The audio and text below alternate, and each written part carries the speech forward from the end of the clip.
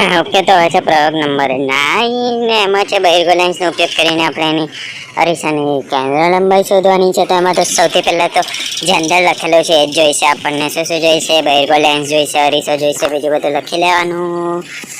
પદ્ધતિ ખબર છે કેવી રીતે કરવાની. પછી એમાં અવલોકન આવશે કે જે બહિર્ગોળ લેન્સની કેન્દ્ર લંબાઈ છે આપેલી હશે કેટલી 19 સેન્ટીમીટર.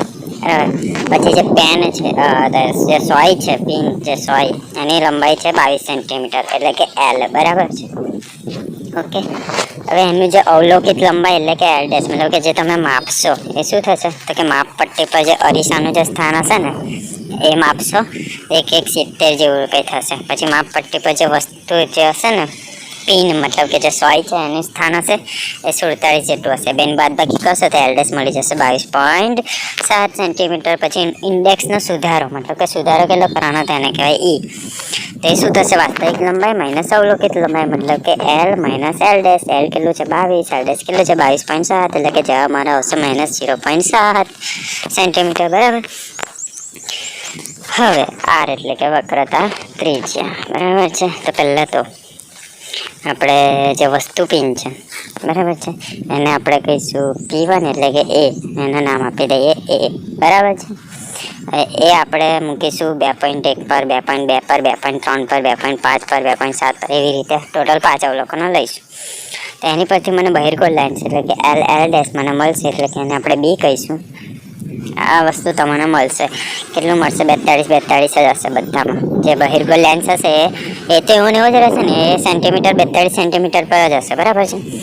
ભાઈ જે અરીસો જે છે મતલબ કે ડેશ એને આપણે કહીશું C બરાબર છે.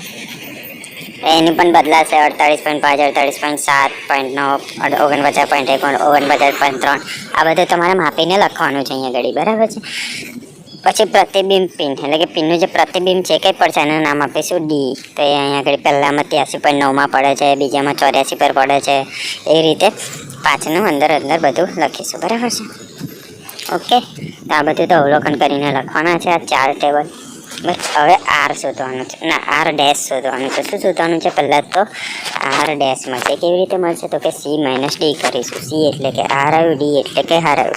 તો પહેલાં માટે C છે 48.5 અને D છે 83.9. આ બેની બાદ બાકી કરીશું તો તમે કહેશો સર જવાબ તો માઇનસમાં આવે છે. આની અંદર માઇનસ નહીં લખવાનું. આ બેની બાદ બાકી કરીશું જે જવાબ મળશે લખી દેવાનો. શું મળશે? R ડેશ મળશે. પછી બીજા માટે આ બેની બાદ બાકી કરીશું. આની માટે મને R ડેશ મળી જશે. એવી રીતે ત્રીજા ચોથા પાંચમા માટે મળી જશે બરાબર. હવે આપણે શોધવાનું છે સુધારેલો R.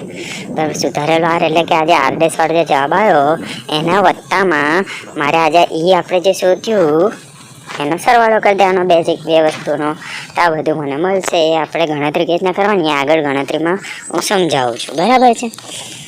પછી કેન્દ્ર લંબાઈ F એ શું થશે? આરના છેદમાં 2 થશે મતલબ કે આજે આ જવાબ આવ્યો એના ભાગ્યા 2 કરી દેવાનું તો મને એનો જવાબ મળી જશે બરાબર. પછી ડેલ્ટા F એની અલગ ફોર્મ્યુલા છે હું ગણતરીમાં બતાવું બરાબર. એ ગણતરીમાં આ 3 વસ્તુ કરવાનું છે બરાબર. ગણતરીમાં આ 3 વસ્તુ લખવાનું છે. તો પહેલા માટે R આપણે શોધીશું. તો Rનું સૂત્ર પહેલાં તો શું છે તો કે R1 પહેલા માટે R1 શોધીશું. એનું સૂત્ર શું છે તો કે R ડેશ માઇનસ E. તો R ડેશ કેટલા છે એની પહેલા માટે 35.4 છે. 35.4 છે માઇનસ 1 મિનિટ એનું સૂત્ર શું હતું Rનું તો કે R ડેશ વત્તા E બરાબર. R પહેલા માટે કેટલા છે 35.4 વત્તા આ E કેટલા આપેલા છે E આપણને આપેલા છે અહીંયા 0.7 છે બરાબર. તો વત્તા છે અહીંયા આગળ આ છે -0.7 માઇનસ આ પ્લસ માઇનસ થઈ જશે માઇનસ એટલે અહીંયા આગળ આ માઇનસ લખી છે બરાબર. એમ તો સરવાળો જ કરવાનો પણ પેલા 0.7 માઇનસ હતું ને એટલે પ્લસ માઇનસ થઈ જશે બરાબર. તો હવે બેની બાદ બાકી થશે તો પહેલા માટે મને R1 મળી જશે આપણે ટેબલમાં લખી દઈશું. બીજા માટે R2 તો બીજા માટે R ડેશ કેટલો હતો 35.3 તો 35.3 વત્તા -0.7 કરીશું મતલબ કે બેની બાદ બાકી થશે તો મને બીજા માટે પણ R મળી જશે બરાબર. બીજા માટે પણ મળી ગયા. એવી રીતે ત્રીજા ચોથા પાંચમા માટે પણ એવી રીતે કરવાનું છે. ઓકે, તો એવી રીતે 5 R મળી ગયા એ ટેબલમાં લખી દેવાનું. 5ની કેન્દ્ર લંબાઈ શોધવાની. કેવી રીતે શોધવાની? પહેલા માટે જે R1 આવે એના ભાગ્યા 2 કરી દેવાનું તો પહેલી મને મળશે F1. F2 માટે જે R2 જે મળે એના ભાગ્યા 2 કરી દેવાનું તો મને આ F2 F2 મળશે એવી રીતે ત્રીજું ચોથું પાંચમું બરાબર ખાલી છેદમાં 2 કરવાનું છે તો તેનું સરેરાશ શોધવાનું છે સરેરાશ F એટલે કે આજે 5 જે F મળ્યા બરાબર છે એ 5 તો સરવાળો કરી દેવાનો ને છેદમાં 5 કરી દેવાનું બસ મને સરેરાશ મળી જશે હવે ભૂલથી આ જે F શોધ્યો અહીંયા આગળ ટેબલમાં અહીંયા આગળ F ના લખી દેતા કેમ કે અહીંયા આગળ ડેલ્ટા F છે F નો હોય બરાબર આપણે F કમ શોધ્યો કેમ કે ડેલ્ટા F શોધવા માટે F ની જરૂર પડે એટલે ઓકે હવે ડેલ્ટા F આપણે શોધવાનું છે એનું સૂત્ર આપણે ડાયરેક્ટ લખી દઈશું શું છે એનું સૂત્ર તો કે F ગુણ્યા ડેલ્ટા C ના છેદમાં C ડેલ્ટા D ના છેદમાં D ડેલ્ટા L ના છેદમાં L અને ડેલ્ટા L ડેશ ના છેદમાં L આ જે ડેલ્ટા છે ને ડેલ્ટાની વેલ્યુ છે 0.1 સેન્ટીમીટર બધામાં શું હશે 0.1 બરાબર છે હવે પહેલા માટે F મેં કેટલો શોધ્યો છે અરે પહેલા માટે F મેં શોધ્યો છે 17.3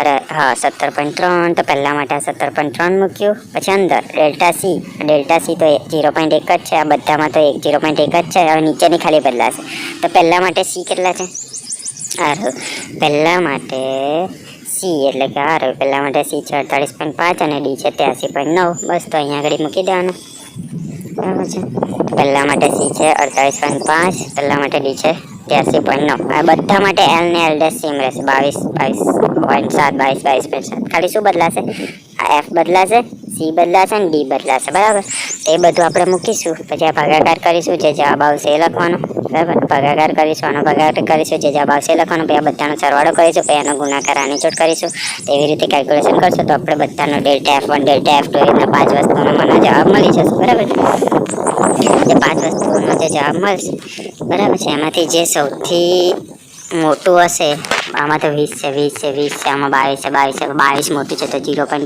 મારો જવાબ બરાબર આની અંદર શું કરવાનું જે સૌથી વધારે જે સૌથી મોટી તે પહેલાં લઈ લે બરાબર તો પરિણામમાં લખી દેવાનું છે કેન્દ્ર લંબાઈ મને કેટલી મળી હતી F આ રહી 17.9 મળી હતી બરાબર છે અને આમાં ત્રુટી કેટલી હતી તો કે 22 બસ આટલું જ કરવાનું છે સિમ્પલ છે યાર